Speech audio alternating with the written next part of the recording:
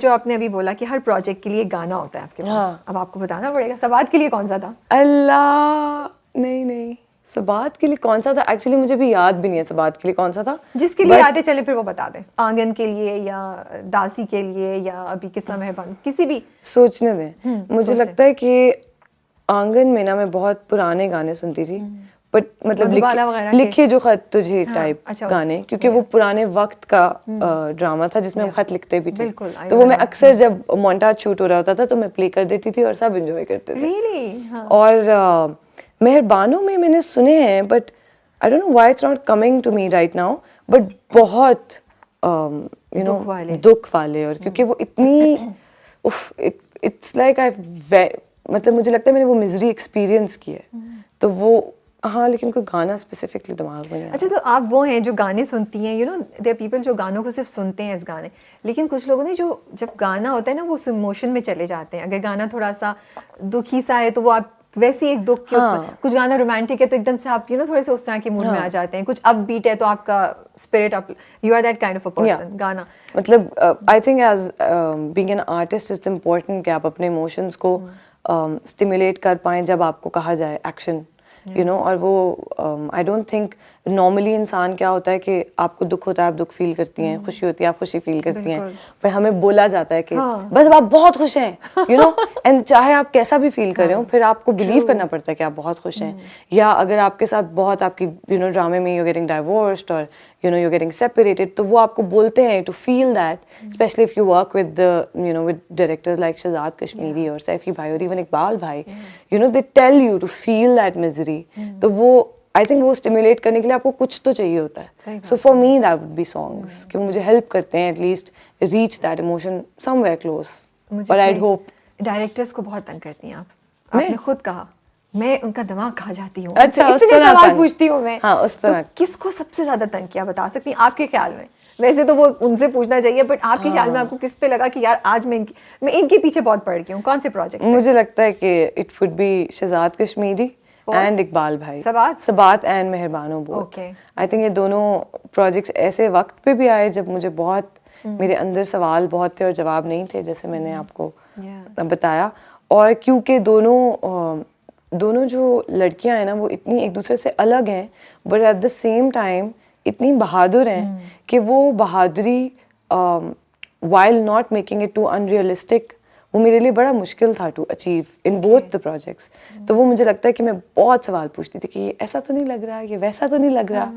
और शहजाद भाई ने खैर मुझे बहुत अनाया परफॉर्म करने में बहुत हर चीज़ का जवाब देकर, तो आई थिंक शहजाद भाई और इकबाल भाई को सबसे ज़्यादा तंग किया मैंने। ओके।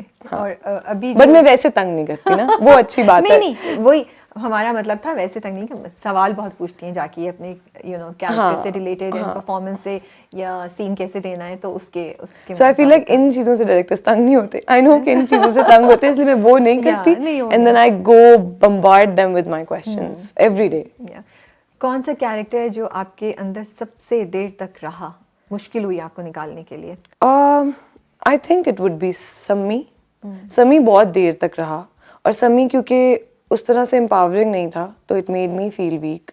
और इवन आलिया फ्रॉम आंगन, वो भी बहुत अरसा यू नो, क्योंकि वो एक पुराने ज़माने का प्रोजेक्ट था, एक ओल्ड स्कूल, उसका पूरा थॉट प्रोसेस ही बड़ा पुराना था, तो वो भी लेकिन बड़ा एम्पावरिंग था। मुझे आलिया याद है टुवर्ड्स द लास्ट जो आके वो चीज़ें करती है। बिल्कुल बिल्कुल, लेकिन the whole process of being and becoming Alia, I think that stayed with me. और मुझे लगता है कि 2016 और 17 और इवन 18, मुझे लगता है कि मैं उस तरह से रेडी नहीं थी to completely dive into characters. It just happened to me. तो वो मैं ओवरवेलम हो गई उससे। नाउ आई थिंक मैं बड़ा लकी होंगी अगर मैं किसी चीज़ में डाइव करना चाहूँ और वो हो जाए। You know, now I think differently, I prep my self. Anaya भी मेरे साथ बहुत अरसा रहा है, but in a good way, you know. समी और आलिया ने मुझे ओवरवेलम कर दिया था, और फिर अनाया ने ऑफ कोर्स एम्पावर भी किया, एंड अनाया तो मैं रहना चाहती थी। आई वांटेड कि मैं अनाया ही रहूं, मुझे कुछ और ना, शूटिंग कभी ख़त्म ना हो।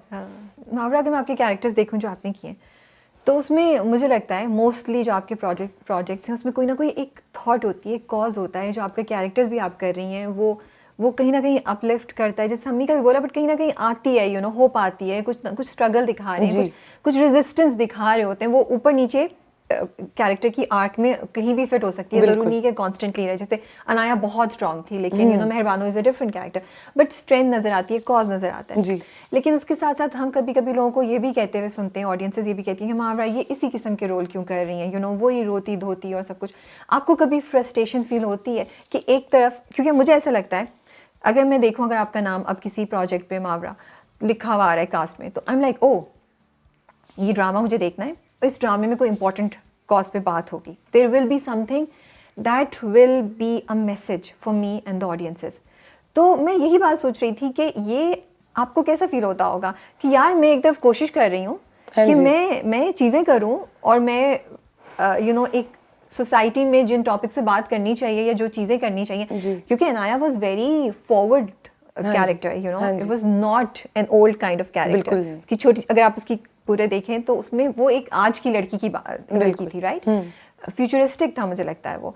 तो ये फ्रस्ट्रेशन कभी होती है कि यार मैं अपनी तरफ से कुछ करने की कोशिश कर रही हूँ, लेकिन उसको छोड़ के इस बात पे कि थोड़ी बहुत सिमिलैरिटी आ रही है या थोड़ा बहुत रोना धोना आ रहा है, या एक तो वो सिंप्लिसिटी आपकी आती है कैरेक्टर्स में, तो लोग उसको उठा रहे हैं। आप कैसे फील करती हैं इस चीज़ के बारे में?